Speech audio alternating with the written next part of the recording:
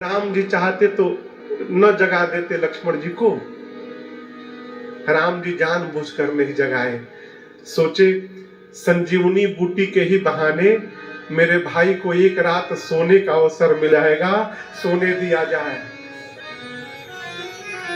लक्ष्मण जी मन में संकल्प कर लिए सोऊंगा नहीं 14 साल में, और सोए नहीं लक्ष्मण जी। मां अंत में आशीर्वाद देती है, रति हो अबीर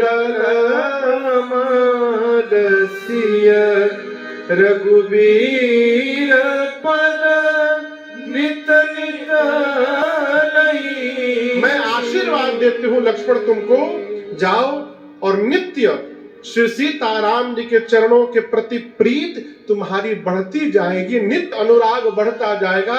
ये मां का तुमको आशीर्वाद है लक्ष्मण। आशीर्वाद लेकर लक्ष्मण जी राम जी के पास गए। प्रातः काल भगवान सजीवन साज समाज सब बनिता बंधु समेत, बंद विप्र गुर चरण प्रभु चले करी सबही अचेत। भगवान लक्ष्मण भैया के साथ बलकल वस्त्र धारण किए, वनवासी रूप धारण किए, आभूषण सबका त्याग कर दिए राम जी लक्ष्मण जी सीता मैया। और उसके बाद पिताजी को जाकर प्रणाम किए। महाराज आखिरी बार फिर प्रयास किए कि मत जाओ मत जाओ। राम जी संभाल करके अब प्रणाम करके जैसे मुड़े, महाराज वही मूर्छित होकर गिर गए दशरथ जी। राम लक्ष्मण जी जब थे महल से तो पूरी अयोध्या राम जी के पीछे चल पड़ी। पूरी अयोध्या, अयोध्यावासी बोले जब अयोध्या में राम जी ही नहीं रहेंगे तो ये अयोध्या काहे की? राम जी जहां रहेंगे हम लोग वहां अयोध्या बना लेंगे, रहने दिया जाए महाराज और महारानी को यहां महल में। पूरी अयोध्या राम जी के पीछे पीछे चल पड़ी। राम जी गुरु जी के पास गए आश्रम में। गुरु आश्रम जाकर राम जी ने गुरु जी को दंडवत किया है, आशीर्वाद लिया है। ब्राह्मणों को बुलाकर बरसासन दिया है। बरसासन समझते हैं? 1 वर्ष का अन्न का दान करना किसी ब्राह्मण को, इसको बरसासन कहते हैं। 1 वर्ष तक उस ब्राह्मण को आटा चावल दाल न खरीदना पड़े, इस प्रकार के दान को बरसासन कहते हैं। जीवन में बरसासन भी करना चाहिए। किसी आवश्यक ब्राह्मण, जिस ब्राह्मण को आवश्यकता हो इसकी, उसको बुलाकर बरसासन दान करिए। इसका बड़ा महत्व है जीवन में। राम जी ने ब्राह्मणों को बुला कि आप लोग मेरी सेवा करना चाहते हैं? पूरी अयोध्या वासी बोले जी प्रभु हम आपकी सेवा करना चाहते हैं। राम जी कहते हैं, सोए सब भांति मोर हितकारी, जेहि ते रहे भुआल सुखारी। भुआल मतलब भुआल, भुआल मतलब कोई बतावे, इधर से कोई बतावे भुआल मतलब? हाँ, तोड़ के ना बताइए। भुआल किसको कहते हैं? राजा को भुआल कहते हैं। किसको कहते हैं? राजा को। राजा का पर्यायवाची शब्द है भुआल। राम जी कहते हैं आप सब में वही मेरा हितकारी है। कौन? जो ऐसा व्यवहार करे जिससे मेरे पिताजी सुखी रहे, वो मेरा बहुत प्रिय कहलाएगा। ऐसा कह के गौरी गणपति भगवान का स्मरण करके राम जी चल पड़े। राम जी के पीछे पूरी अयोध्या दौड़ने लगी।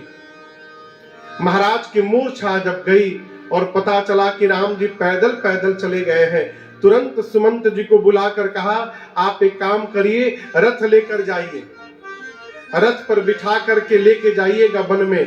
5 दिन वन दिखाइएगा। कितने दिन? अब वन जंगल देखकर जब सीताराम जी डरने लगे ना, अभी तो बच्चे बच्चे हैं ना, डरने लगे ना, आप वापस लेके आ जाइएगा। सुमंत, यदि राम न लौटे ना तो तुम जानकी को लेकर के आना। कहना कि जितने दिन मन करे अयोध्या में रहे, मन करे जाकर मिथिला में रहे, लेकिन तुम जानकी को लेकर के लौटना सुमंत। यदि जानकी को लेकर नहीं आओगे ना, तो तुम तो आओगे, लेकिन तुम्हारे आने के साथ तुम्हारा महाराजा चला जाएगा, मैं चला जाऊंगा। सुमंत जी रथ लेकर गए, पिताजी की आज्ञा मानकर राम जी, लक्ष्मण जी, सीता मैया रथ पर बैठे, सुमंत जी रथ पर हैं। भगवान रथ पर जाने लगे, पूरी प्रजा भगवान के रथ के पीछे दौड़ने लगी। आपको एक बात बताऊं, राम जी चाहते तो अयोध्या से ही रथ पर बैठ के जा सकते थे, क्यों नहीं गए? राम जी यदि अयोध्या में रथ पर बैठ जाते तो ये अयोध्या वासी अपने अपने वाहन को निकाल लेते, वो भी अपनी गाड़ी पर बैठ जाते। भगवान सोचे मैं पैदल पैदल चलूंगा, बीच में रथ पे बैठूंगा, तब इनके पास गाड़ी नहीं होगी तो कहां से मेरे पीछे पीछे आएंगे। इसलिए भगवान गुरु आश्रम से आगे बढ़कर रथ पर बैठे।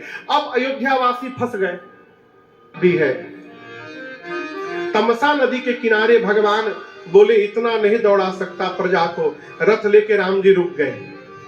पूरी प्रजा थक गई थी भागते भागते, थकान के कारण सारी प्रजा सो गई। जब सभी लोग सो गए ना, तो राम जी सुमंत जी से बोले, राम जी अपनी माया शक्ति से पूरी प्रजा को गहरी निद्रा में सुला दिए।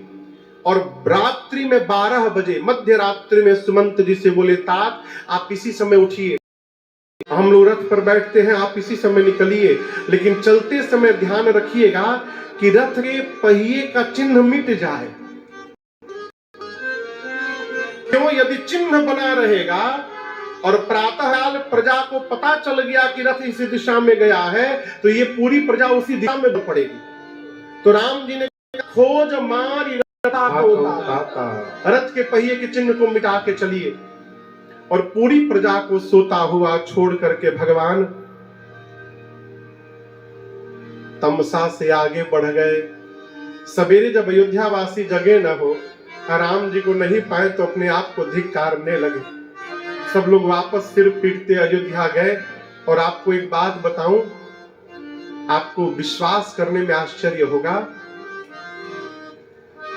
14 वर्ष तक अयोध्या वासियों ने अन्न नहीं खाया था।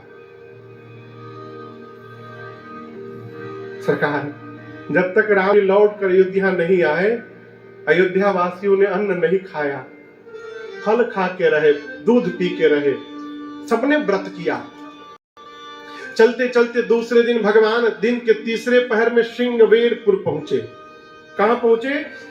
आइए चौपाई गाते हैं। सीता सचिव सहित दो भाई, सीता सचिव सहित दो भाई, श्रृंगवेरपुर पहुँचे जाए, श्रृंगवेरपुर पहुँचे जाए। उतरे रामा देवसरि देखे, उतरे रामा देवसरि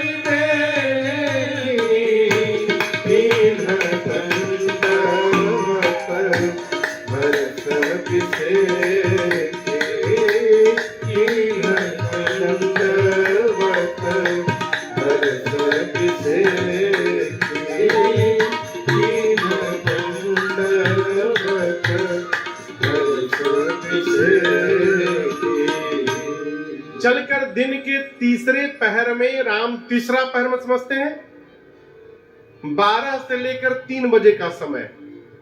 दिन में 4 पहर होते हैं और 4 पहर रात में 3-3 घंटे का एक पहर होता है। सवेरे 6 से लेकर 9, 9 से 12, 12 से 3, 3 से शाम को 6, ये दिन का। रात का 6 से 9, 9 से 12, 12 से 3, 3 से 6, ये रात का। तो दिन के तीसरे पहर में ठीक 12 से लेकर 3 बजे के बीच में राम जी श्रृंगवेरपुर गंगा के किनारे पहुंचे हैं।